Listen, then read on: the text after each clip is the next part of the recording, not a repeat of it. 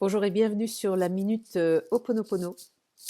Alors aujourd'hui, en fonction de ce que je vois de moi, ce que je vois de mes clients, eh bien, je voulais faire cette minute sur la mémoire de soumission. Parce que la soumission, c'est souvent une opinion, un verdict qu'on prend ou pour argent comptant, ou avec lequel on se bat intérieurement, mais qui a réussi à nous plomber. C'est-à-dire qu'on a l'impression que l'autre nous a cassé notre jouet.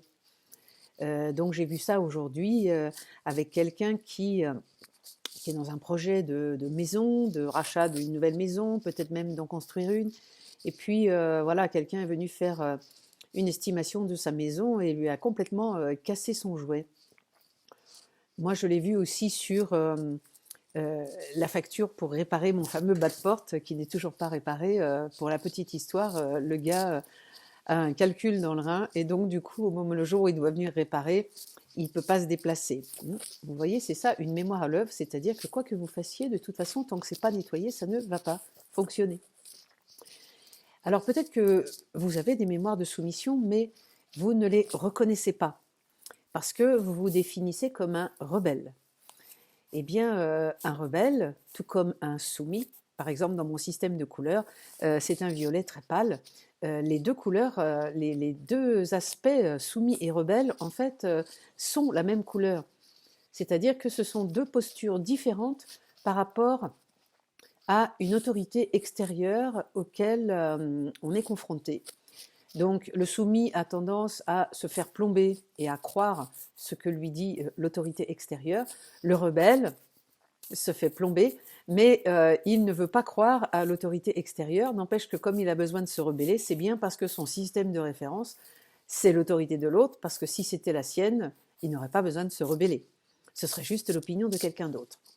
Donc la prochaine fois que vous entendez quelqu'un qui vous dit « moi je suis un rebelle », eh bien vous savez tout, vous pouvez tout de suite traduire. Tu ne sais peut-être pas dans quelle mémoire de soumission tu es ou tu as vécu.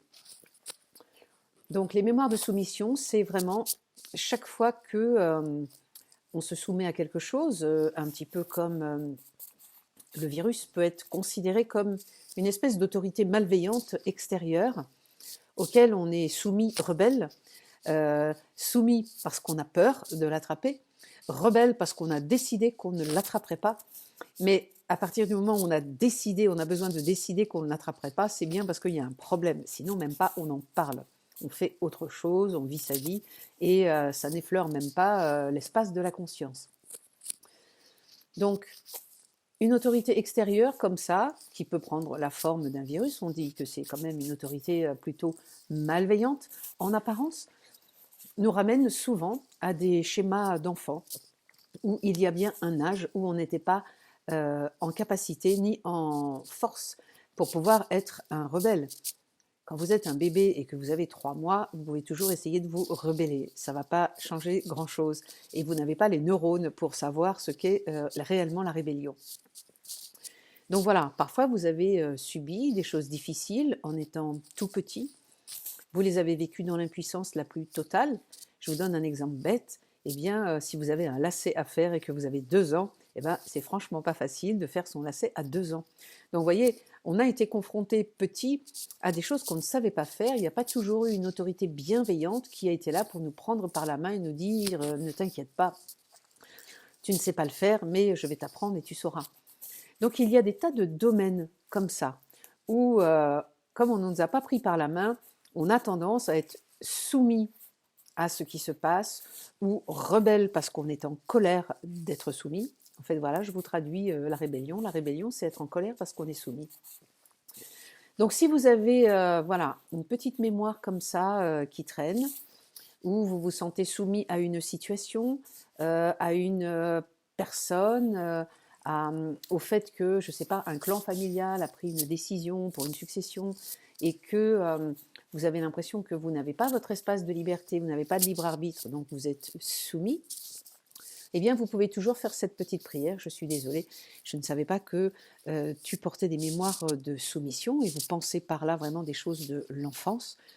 Pardonne-moi de chercher à me rebeller alors que j'ai surtout besoin de nettoyer l'état dans lequel tu es quand cette chose t'arrive, que tu sois soumis ou rebelle. Je te remercie de m'envoyer cette situation pour m'aider à la nettoyer. Je te remercie, je t'aime. Ça va vous aider à changer votre taux vibratoire pour que vous puissiez commencer à vibrer autre chose que la soumission.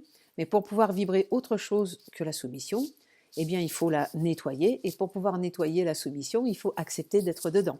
Si vous êtes un rebelle, eh bien, vous ne risquez pas de pouvoir nettoyer cette mémoire puisqu'il faudrait d'abord accepter l'idée qu'il y aurait peut-être une partie de vous qui serait soumise à la situation.